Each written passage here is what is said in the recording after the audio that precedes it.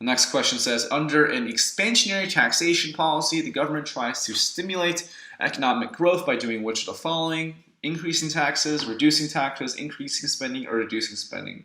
So we know that this is going to be tax policy, so it's not going to be 3 or 4. Spending is one of the 2 things that fall under fiscal policy, but is not tax policy for sure.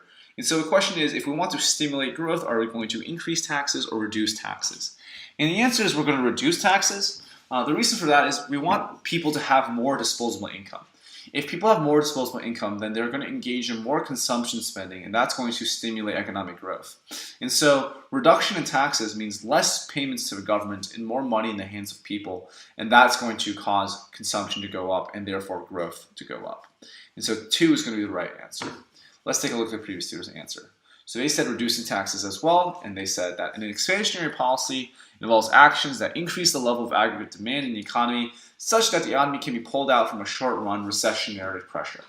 Expansionary fiscal policies adopted by the government and hence includes the government's discretionary actions involving fiscal expenditure and tax policy. If the government adopts an expansionary tax policy, it will attempt to stimulate economic growth by reducing taxes. A tax reduction will increase the real disposable income of consumers, enhancing the spending capacity that enables them to increase their level of consumption. As a consequence of which, there will be an increase in the level of aggregate demand in the economy.